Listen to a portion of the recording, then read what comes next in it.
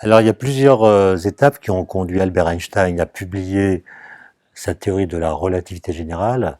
Quelques articles sont sortis à la fin de l'année 1915, d'autres au début de l'année 1916. Et une première étape qui a été décisive, ça s'est passé au mois de mai 1907. À l'époque, Einstein est ingénieur à l'Office fédéral de la propriété intellectuelle. Et un après-midi, après le déjeuner, il rêvasse, il le raconte lui-même, hein. Et lors de cette rêverie semi-éveillée, il a, dit-il, l'idée la plus heureuse de sa vie. Alors quelle est cette idée? Il le dit. J'ai compris qu'une personne en chute libre ne sent pas son propre poids. Ça a provoqué en moi une très forte émotion, dit-il, qui m'a conduit, quelques années plus tard, à une nouvelle théorie de gravitation. Fin de citation. Qu'est-ce qu'il veut dire par là? Il veut dire que si vous tombez en chute libre, eh bien, évidemment, les choses qui tombent avec vous, par exemple votre parapluie, votre chapeau, tombent comme vous, puisque nous savons que tous les corps tombent à la même vitesse dans le vide. Donc, le poids, qui est la cause de votre chute, fait que pendant la chute, les objets qui tombent avec vous tombent comme vous, c'est-à-dire que par rapport à vous, ils ne tombent pas. Quand vous tombez, les objets qui tombent avec vous vous semblent être en apesanteur. Et donc l'effet de votre poids, qui est la chute, semble annuler la cause de votre chute, qui est le poids. Et donc ce qu'il comprend, c'est que finalement une accélération, celle que provoque la chute, semble annuler sa cause, qui est la gravitation. Et ça l'amène à formuler tout de suite après ce qu'il appelle le principe d'équivalence entre la gravité et l'accélération. Ça veut dire quoi? Ça veut dire que si vous êtes dans une capsule hermétique, vous ne savez pas ce qu'il y a à l'extérieur, vous ne pouvez pas faire la différence selon qu'on met la capsule sur la Terre dans un champ de gravité, cette capsule étant immobile, donc elle est dans un champ de pesanteur. Vous pouvez lancer des balles et vous observez que leurs trajectoires sont celles qu'on observe habituellement, une trajectoire parabolique par exemple. Et puis si au contraire la capsule elle est dans le vide absolu, loin de toute masse, donc en dehors de tout champ de gravitation, mais accélérée par je ne sais quel titan qui tirerait sur la capsule pour lui donner une accélération égale à l'accélération de la pesanteur. Cette capsule accélérée, si vous êtes dedans, vous allez lancer des balles sur le sol et vous allez voir les mêmes lois physiques que celles qu'il y aurait si vous étiez sur Terre. Donc pour Einstein, les deux situations sont parfaitement équivalentes et la physique doit se faire l'écho de cette équivalence. Ça, c'est la première étape, 1907. Un peu plus tard, il obtient finalement un premier poste universitaire. C'est à Prague, où il va passer 16 mois à partir de 1909. Et là-bas, il se met à retravailler sur la gravitation. Et il a encore une idée incroyable. Toujours une histoire d'ascenseur, hein, avec Einstein, il y a beaucoup d'ascenseurs. Vous imaginez que vous êtes dans un ascenseur qui est uniformément accéléré vers le haut. Donc il monte à une vitesse croissante. Il y a un trou dans la paroi par laquelle va passer un rayon lumineux qui a une trajectoire par rapport au sol qui est horizontale. Et donc le faisceau lumineux entre par le trou, traverse l'ascenseur, mais pendant que l'ascenseur est traversé par la lumière, il est monté, parce que l'ascenseur est accéléré. Donc le point d'impact de la lumière sur l'autre face de l'ascenseur, ça ne sera pas exactement en vis-à-vis du trou d'entrée, mais ça sera un peu plus bas. Et donc pour celui qui est dans l'ascenseur, tout se passe comme si la lumière avait été déviée par le fait qu'il y a accélération, qui semble assez naturel. Mais comme le principe d'équivalence dit que cette situation est la même que celle qu'aurait l'ascenseur s'il était immobile sur le sol dans un champ de gravité, Einstein dit, ce que je vois dans l'ascenseur accéléré, je dois le voir quand il est sur le sol dans un champ de gravitation. Donc la gravitation doit courber la lumière. Et dès 1911, il publie un article dans lequel il montre que ce phénomène doit être observable lors d'une éclipse totale du Soleil. Et ça sera effectivement le cas en 1919, après la Première Guerre mondiale, quand une expédition conduite par un physicien anglais qui s'appelle Eddington va faire ces mesures lors d'une éclipse totale du Soleil et confirmer le calcul d'Einstein. Et pour l'instant, vous voyez, on est dans des expériences de pensée très simples, il n'y a pas vraiment de calcul, en tout cas, ce n'est pas des calculs compliqués. Mais c'est à Prague qu'Einstein comprend qu'il ne pourra pas décrire la gravitation dans l'espace-temps de la relativité restreinte qu'il avait élaborée en 1905. il comprend qu'il va devoir faire appel à d'autres géométries. À cause de cette histoire de courbure de la lumière, il faut des géométries qui ne sont pas euclidiennes. Et il va donc démissionner de Prague, de l'université, pour retourner à Zurich, où l'attend son ami Marcel Grossmann, qui était son camarade lors des études au Polytechnicum de Zurich, qui est très fort en maths, qui connaît les géométries non euclidiennes. Et avec lui, ils vont élaborer ce qui s'appellera une esquisse de relativité générale. Donc ils vont écrire des équations. C'est pas les équations qui seront publiées en 1915, il y a des petites erreurs qui seront corrigées à la fin, mais Einstein, à partir de ce moment-là, ça va durer plusieurs longs mois, va ardemment travailler avec l'aide de mathématiciens à une formulation théorique, abstraite, par des équations mathématiques, de cette nouvelle conception de la relativité. Et c'est ce formalisme qui sera publié en 1915. Il dit quoi? Il dit que la gravitation n'est pas une force, comme on l'apprend à l'école. C'est pas une force qui s'exerce dans l'espace pour des objets qui sont dotés d'une masse non nulle. La gravitation est simplement une déformation de l'espace-temps, de sorte que les objets massifs, en fait, sont libres. Ils ne subissent pas de force. Simplement, ils évoluent selon un mouvement inertiel, en ligne droite, puisque le mouvement inertiel c'est la ligne droite, sauf que c'est pas vraiment une ligne droite, puisque précisément l'espace-temps est courbé. Et donc ils suivent la courbure de l'espace-temps, ils suivent ce qu'on appelle des géodésiques, ce qui fait que l'interprétation de la gravitation est complètement bouleversée. Alors ça peut sembler arbitraire, mais en réalité, en 1915, Einstein va appliquer sa théorie au calcul d'un problème qui, à l'époque, était un problème assez grave, qui était qu'on avait observé que la planète Mercure, qui est la plus proche du Soleil, évidemment elle a une trajectoire elliptique, mais c'est une ellipse qui ne se referme pas sur elle-même à chaque révolution, elle se décale d'un petit angle à chaque tour autour du Soleil, et par rapport au calcul qu'on pouvait faire selon les lois de Newton, on observait un tout petit écart sur la position de ce qu'on appelle le périhélie, le point le plus proche de la trajectoire du Soleil. Le périhélie avançait de 43 secondes d'arc par siècle de plus que prévu par le calcul. 43 secondes d'arc, c'est un angle très faible, c'est l'épaisseur d'un cheveu vu depuis une distance d'1 mètre. Presque zéro. Et beaucoup de physiciens d'ailleurs disaient peut-être ça compte pas, peut-être qu'on peut oublier cette anomalie, elle n'est pas très grave. Et Einstein va calculer, alors que sa théorie n'a été testée nulle part, il va calculer, selon sa théorie, l'avance du période de Mercure, il va retrouver par le calcul 43 secondes d'arc par siècle, de plus que ce que prévoyaient les calculs de Newton. Donc là, c'est quelque chose d'assez extraordinaire dans l'histoire des sciences. On a une théorie qui est à peine ébauchée, assez bizarre, puisqu'elle s'écrit avec des mathématiques dont on n'a pas l'habitude, mais dès qu'elle est écrite, cette théorie, elle permet de résoudre un problème astronomique qui tracassait les physiciens depuis plusieurs décennies.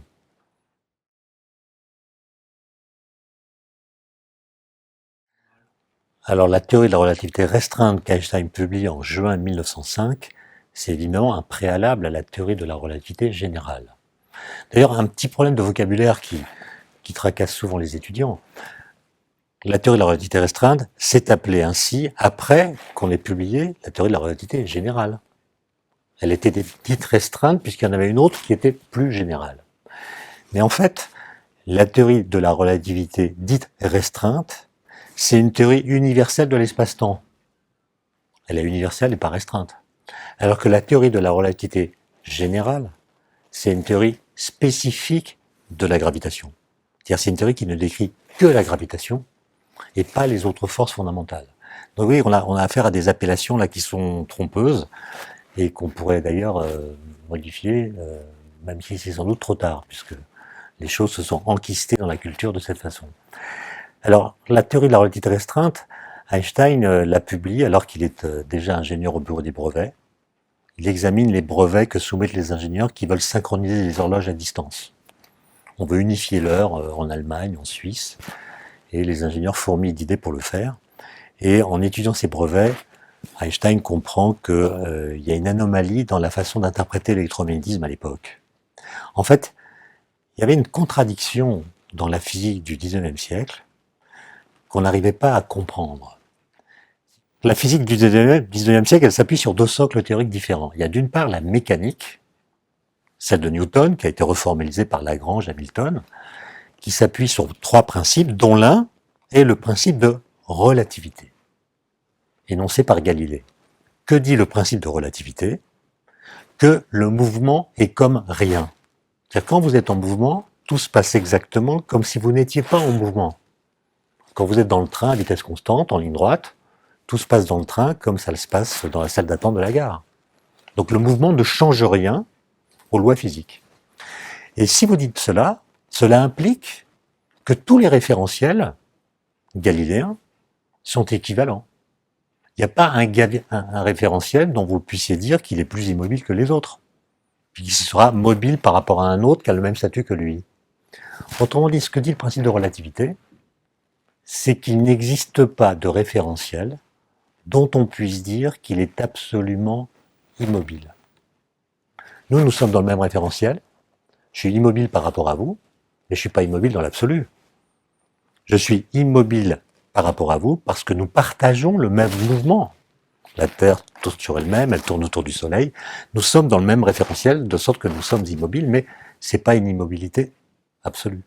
Donc ce que dit la mécanique, c'est qu'il n'existe aucun référentiel dont on puisse dire qu'il est absolument immobile. Premier point. Deuxième point, l'autre théorie physique qui apparaît au XIXe siècle, c'est l'électromagnétisme, qui invite à considérer que la lumière est un mode de vibration qui se propage en faisant vibrer un certain milieu qu'on appelle l'éther luminifère. On avait pris l'analogue du son, le son se propage dans l'air, mais si vous faites le vide, le son ne se propage plus. Donc le son est un phénomène ondulatoire ou vibratoire qui a besoin d'un support pour se propager. Et les physiciens ont pensé la même chose de la lumière, c'est un phénomène ondulatoire, donc il y a un milieu qui vibre à son passage et qu'on appelle l'éther. Quelles sont les propriétés de l'éther? Est-ce qu'il est solide, élastique? Est-ce qu'il est massif? Est-ce qu'il a un poids, etc. On étudie tout cela et on arrive à la conclusion qu'en fait l'éther n'a qu'une seule propriété, c'est d'être absolument immobile. En contradiction avec ce qu'impliquait la mécanique, avec son principe de relativité. Et donc, beaucoup de physiciens à l'époque, Poincaré, Lorentz, essaient, évidemment, gardent l'éther, personne ne doute de l'existence de l'éther, et essaient de rendre les deux compatibles en insérant l'électromagnétisme dans la mécanique, en regardant l'éther, c'est assez confus. Et Einstein arrive et dit, mais l'éther nous pose des problèmes. Si on supprime l'éther, les problèmes qu'il pose vont disparaître. Et c'est ce qu'il fait dans l'article de juin, en tirant toutes les conséquences. Première conséquence, la lumière se propage dans le vide. Il n'y a plus besoin de support. Donc la lumière devient une entité physique à part entière, et non plus le mode de vibration d'une substance particulière qui était l'éther. Et puis le principe de relativité va être remanié en tenant compte du fait que, quelle que soit la vitesse qu'on a par rapport à elle, la lumière va par rapport à nous à la vitesse de la lumière. On ne peut pas être immobile par rapport à la lumière. Quelle que soit la vitesse de la source qui l'émet, quelle que soit la vitesse de celui qui mesure sa vitesse, eh bien, on trouvera toujours la même valeur. Et ça va amener Einstein à une nouvelle théorie de l'espace et du temps, qui va être formalisée grâce à l'introduction d'un nouveau concept qui est l'espace-temps, avec un tiret entre les deux, le tiret signifiant qu'il n'y a pas l'espace d'un côté, le temps de l'autre. Évidemment, dans un référentiel donné comme cette salle, on peut définir un temps, c'est ce que je mesure avec ma montre, un espace, c'est ce que je mesure avec une règle, donc la séparation est bien nette. Mais pour quelqu'un qui serait en déplacement par rapport à nous à une très grande vitesse, il y a une partie de ce que j'ai appelé l'espace qui deviendrait pour lui du temps, et une partie de ce que j'ai appelé du temps qui deviendrait de l'espace. Donc ce qui est mobile, c'est la séparation entre l'espace et le temps. Cette séparation n'est plus absolue, elle est relative au référentiel. Et c'est ça la relativité restreinte, qui est la théorie cadre de toutes les interactions. Les interactions nucléaires qui n'étaient pas connues à l'époque, les interactions électromagnétiques, et également l'interaction gravitationnelle par le biais de la relativité générale. Et donc c'est sur ce socle-là qu'Einstein va construire sa relativité générale et va comprendre que l'espace-temps doit être différent de ce qu'il était en relativité restreinte pour pouvoir y placer les effets de la gravitation.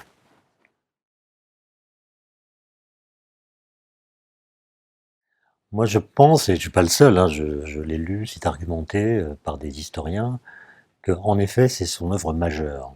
Il ne l'a pas fait seul, il a été aidé par des mathématiciens, mais l'idée de base, ce principe d'équivalence que j'ai rappelé, c'est lui qui l'a eu.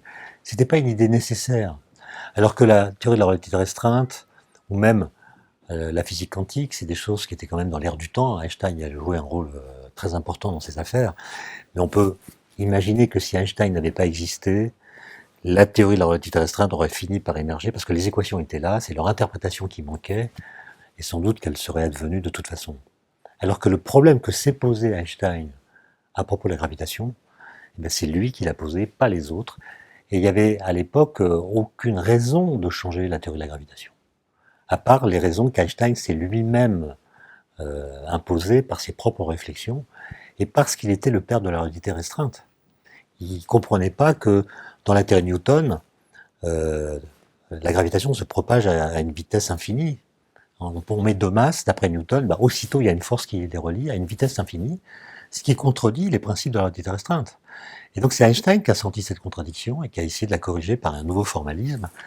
Et Dirac et d'autres ont tous dit que sans lui, peut-être qu'aujourd'hui on n'aurait toujours pas la relativité générale.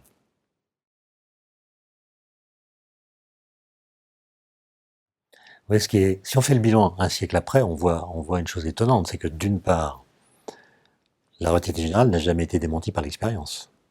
Elle est même la théorie qui permet de faire une cosmologie scientifique, puisque cette théorie permet de considérer l'univers physique comme un objet physique, à part entière et non plus une espèce d'enveloppe qui contiendrait les autres objets physiques. L'univers a des propriétés globales qui ne sont pas réductibles à des propriétés locales. L'univers est un objet, et on sait que cet objet a une histoire, il est en expansion, le Big Bang, etc. Mais la physique quantique, elle décrit les autres forces. Et ce qu'on a découvert, c'est que les principes même de la physique quantique sont incompatibles avec ceux de la relativité générale. Et donc notre physique aujourd'hui est, comme la physique de la fin du XIXe siècle, dans un état schizophrène. Il y avait la mécanique et l'électromagnétisme qui reposaient sur des principes différents et même contradictoires. Et aujourd'hui, on a une physique à deux pieds. La physique quantique, grâce à laquelle on peut décrire l'électromagnétisme et les forces nucléaires, et puis la relativité générale qui ne décrit que la gravitation. Et ces théories s'opposent de multiples façons, notamment par le statut qu'elles donnent à l'espace-temps. L'espace-temps de la mécanique quantique, c'est un espace-temps qui est rigide, statique. C'est celui de la relativité restreinte, en fait. Alors que l'espace-temps de la relativité générale, il est souple, dynamique. Il est un objet physique à part entière, dont les propriétés, la métrique, la courbure, dépendent de ce qui se passe en son sein. Et donc, entre le contenant et le contenu, il y a une sorte d'adhérence qu'on ne peut pas défaire, alors qu'en physique quantique, il y a l'espace-temps qui est fixe, rigide, qui est une sorte de substance, dans laquelle viennent prendre place les phénomènes physiques. Et beaucoup de chercheurs aujourd'hui essaient de trouver un nouveau cadre permettant d'unifier ces deux socles théoriques différents, un peu comme Einstein, avec la relativité restreinte, avait unifié la mécanique et l'électromagnétisme.